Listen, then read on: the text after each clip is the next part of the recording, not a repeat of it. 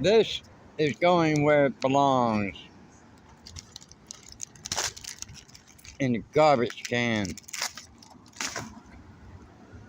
That's where it belonged. This is going where it belongs, in the garbage can. That's where it belonged. Found the door was open and someone entered my home. I didn't expect Chinese agents would act so quickly. Trump believes that Beijing sent agents to threaten him and sent the message that his life could be taken at any time. He also discovered someone had pressed nails into his car tires after they blew up on the road. This comes months after he showed the public an almost 14-inch scar on the side of his chest. Inside, parts of his liver and lung are missing, removed while he was held in a Chinese prison because of his faith 2 decades ago. The 35-centimeter scar on my left ribcage throbs with every beat of my pulse. And with each beat, the pain is unbearable.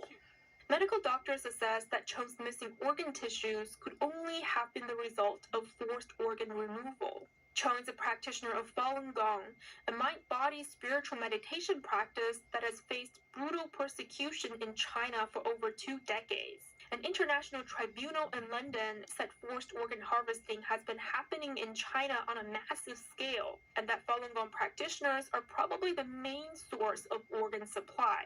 Juliet Zong, NTD News.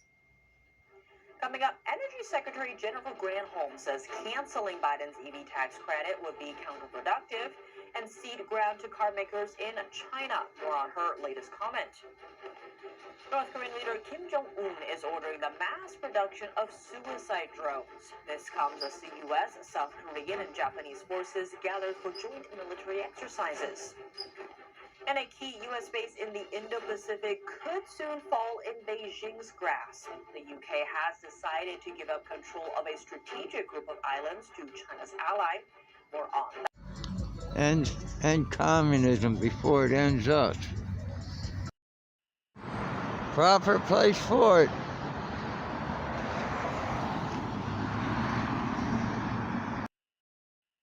What we know about Pete Hegseth, the man set to deal with Beijing's military if a conflict ever broke out. Several Taiwanese advertisements facing interference in Peru. Local media reports suggest the incidents are linked to the Chinese Communist Party leader's visit to the capital city. And a man who survived China's forced organ removal says he fears for his life, even on U.S. soil. After we got up in the morning, I found the door was open and someone entered my home.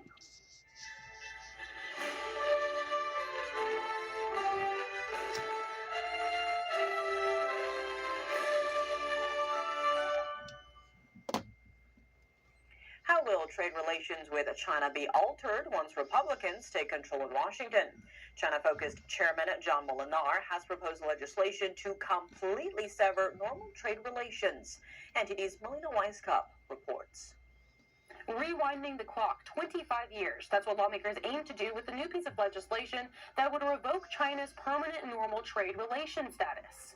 The preferable treatment was granted to the Chinese regime in 2000, just before it ascended to the World Trade Organization. The goal was to, quote, promote reform in China, with hopes that the regime would engage in fair trade practices. Nope. Instead, it's allowed the Chinese Communist Party to gain an economic edge through taking, quote, advantage of our markets and betraying the hopes of freedom and fair competition that were expected, said the chairman of the Select China Committee. The chairman said that China has effectively lost the preferred treatment already through tariffs from both the Trump and Biden administrations, but signing it into law would now make these tariffs the status quo. It's likely that Trump would sign such a bill, one indication being that Senator Marco Rubio introduced the Senate version of the same bill earlier this year, and Trump respects his foreign policy judgment. Rubio is now tapped to work as the president-elect's Secretary of State. Additionally, Trump has previously committed to placing 60% tariffs on all Chinese exports to the U.S. House Speaker Mike Johnson has not specifically said whether he supports the bill, but has noted that confronting China's malign trade practices is key to helping invigorate the U.S. economy. Under the new bill, money from the China tariffs would go to supporting U.S. farmers and manufacturers who might suffer retaliation from Beijing. Reporting from Washington, D.C., Melina Weisskopf, NTV News. Another Trump cabinet pick has stunned Washington. Author and Fox News host Pete Hegseth has been selected as the defense secretary, said to lead the world's largest and most powerful military. A military veteran, Hegseth served overseas in Afghanistan and Iraq, though he lacks senior military experience and is untested on the world stage. His nomination comes at a critical point. The U.S. Navy is getting ready for a potential conflict with China over Taiwan in 3 years, and the military has been reviving World War II-era airfields as part of its preparation. If Hegseth is confirmed by the Senate, China is expected to be one of his top priorities. He said that China is building an army specifically dedicated to defeating the U.S., adding that the U.S. is always a decade behind. He also commented on China's effort to corner the market on technology. Hegseth said, quote, "We can't even drive our cars without the stuff we need out of China these days. So China has a full spectrum, long-term view of not just regional, but global domination." Hegseth is one of several cabinet nominees President-elect Trump has selected in recent days, including Florida Senator Marco Rubio as Secretary of State and Congressman Mike Waltz as National Security Advisor. The FBI and CISA say that China has burrowed deep into U.S. communication networks and a broad and significant cyber espionage campaign. NTD's Evelyn Lee sat down with Colonel John Mills, a senior fellow at the Center for Security Policy and a former director of cybersecurity policy at the Department of Defense, to learn more. Watch. John, good morning. Great to have you on again. Now, first of all, tell me more about the companies that were targeted this time and what kind of data do you think China is looking for? Yes, good morning, Evelyn. What we're seeing is an intrusion set. Originally, it was called Volt Typhoon, but it's evolved and there's other aspects to it. And what you're referencing is really Assault Typhoon and Flax Typhoon, and it's burrowing into our legacy telecommunications, Verizon, AT&T. Now, That's me, comforting the injured soldier when I was a chaplain.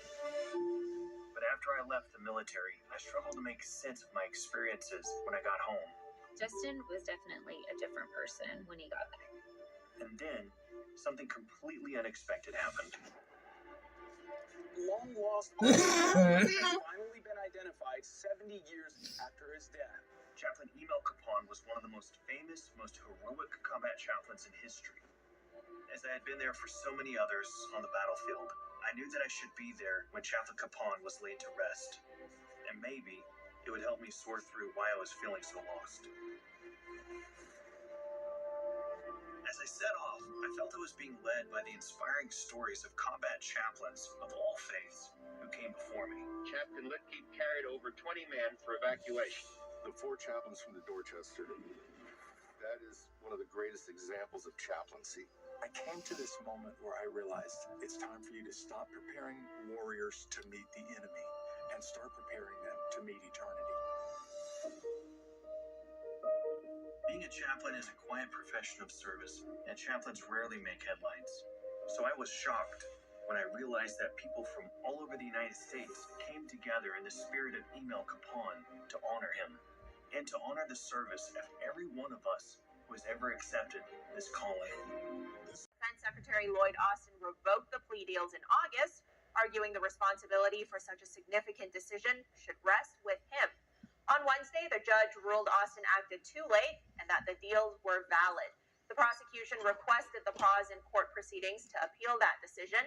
A defense official says a new date will be determined in December or Tolerance was interpreted as the policy that separated children from their. If I get arrested for DUI and I have a young child in the car, I'm going to be separated. When I was a police officer in New York and I arrested a father for domestic violence, I separated that father Mr. from his Holman, with family. all due respect, legal asylees are not charged with any crime.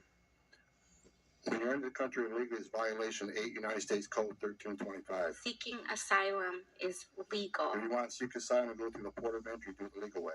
Now, that's probably going to be one of the big talking points. That is very likely what the... Yes, we will. Especially when prices of everything go down. I hope it happens fast. Anomalies using a number of sensors, and when it detects something unusual, it will report that back to a security operations center or police dispatch. One resident liked the idea, but sees a downfall. I think it's amazing, but in a way, it kind of made people lose their job because what was needed for real security. Steven says the robot, which is 5 feet 6 inches tall and weighs more than 400 pounds, records at all times. How long will it be before something happens to it? The robot's not a one-to-one replacement of a human. It is an augmentation. Steven says his company has 10,000 devices deployed across the nation, and the feedback has been positive.